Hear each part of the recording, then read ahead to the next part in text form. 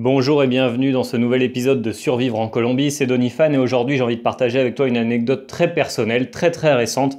Il se trouve que la semaine dernière, je me suis rendu compte que certaines personnes de mon entourage professionnel, dans l'université où je travaille, sur Barranquilla, eh bien, ont tendance à dire que je suis mal élevé. Apparemment, je serais le français mal élevé de l'équipe. Alors, comment je me suis rendu compte de ça? Il se trouve que la semaine dernière, je devais faire ma déclaration d'impôt, ma déclaration de renta. Et j'ai une collègue très sympa qui est comptable qui m'a aidé à trouver les documents dont j'avais besoin pour faire ma déclaration d'impôt. Et puis au moment d'appeler les ressources humaines, plus spécifiquement le service des payes, eh bien, au moment où elle a raccroché, elle me dit «Donifan, je ne sais pas ce que tu as fait, mais quand j'ai dit ton nom, la dame m'a dit oui, je sais bien qui c'est le monsieur très mal élevé». Je me suis mis à réfléchir, à penser, etc. Et puis, en fait, je suis conscient que je suis quasiment certain que dans le milieu professionnel, au moins, en tout cas, je suis généralement très courtois, très gentil, je dis bonjour à tout le monde, je souris à tout le monde, j'essaye d'avoir une image de marque plutôt soignée, plutôt lissée. Et en fait, je me suis souvenu d'une chose, il s'est passé un truc il y a quoi? Il y a 4, 5 mois, peut-être 6. Ma paye n'arrivait pas. Tous mes collègues avaient déjà été payés, tous mes collègues avaient reçu leur salaire sur leur compte en banque. Et moi, au bout de 2 semaines, je n'avais toujours rien sur mon compte en banque. Et quand tu habites tout seul, c'est un peu compliqué, au bout de 2 semaines, quand tu n'as pas reçu ton salaire pour payer alors déjà ta nourriture, ton loyer, ton gaz, ton électricité, etc. C'est compliqué. Donc dès que je me suis rendu compte que je n'avais pas été payé, qu'il y avait un problème au niveau du service des payes, j'ai envoyé un petit message gentil en disant «Bonjour, je pense qu'il s'est passé quelque chose, j'ai pas encore été payé». On m'a répondu avec énormément de retard pour me dire «Oui, apparemment on vous a oublié, on va s'en occuper bientôt». Au bout d'une semaine, j'avais toujours pas été payé, donc apparemment c'était pas leur priorité absolue.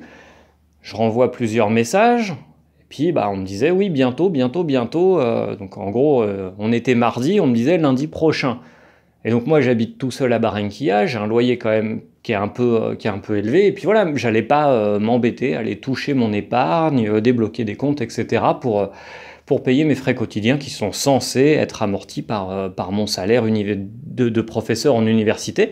Donc je me suis déplacé aux ressources humaines et on m'a reçu avec un grand sourire, on m'a dit oui, bientôt. Là, j'ai un peu craqué quand même. La dame, je lui ai dit, écoutez, vous pouvez pas me faire un grand sourire comme ça. Au bout de 15 jours, j'ai pas été payé. Moi, j'habite pas chez mes parents, j'habite pas chez ma grand-mère, j'ai besoin de manger. Et je pense même pas avoir spécialement haussé le ton, c'est juste, je me suis rebellé.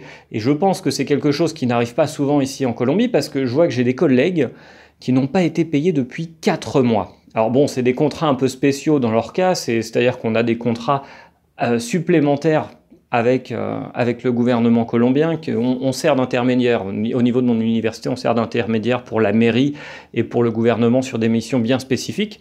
Et étant donné que le gouvernement paye 4 mois plus tard, voire 5, eh bien l'université, elle paye 5 ou 6 mois plus tard. Mais bon, c'est ce que je disais à mes collègues il n'y a pas longtemps, écoutez, ça se passerait en France, alors déjà plus personne viendrait bosser, et il y en a certainement 2 ou 3 qui prendraient la peine soit de rayer la voiture du patron, soit éventuellement de lui mettre le feu. Mais mes collègues prennent ça à la légère, prennent ça à la rigolade, ça les fait rigoler, ils disent bon bientôt on sera payé, on sera certainement payé en décembre. Et c'est quelque chose qu'ils acceptent, et c'est quelque chose que moi je ne comprends absolument pas. Je pense que la priorité de toute entreprise, ce sont ses salariés. Et de toute façon, si je ne me trompe pas, dans les règles du droit français, dans les premières personnes qu'une entreprise doit payer, on a ses salariés avant, enfin c'est dans les créanciers prioritaires, bref. Donc moi j'ai une mauvaise image parce que j'aimerais que mon salaire arrive à l'heure. Et pourtant, je pense que je suis quelqu'un de relativement tolérant, relativement calme et patient. J'ai tendance à accepter l'erreur humaine. Je veux dire, la première chose que j'ai pensé, c'est bon, ils ont fait une bourde, c'est pas grave, je vais leur envoyer un petit message et puis ils vont le régler rapidement. Ils vont comprendre que j'ai besoin de mon salaire pour vivre. Au bout de 2 semaines, on me reçoit avec un grand sourire, on me dit ouais, bientôt.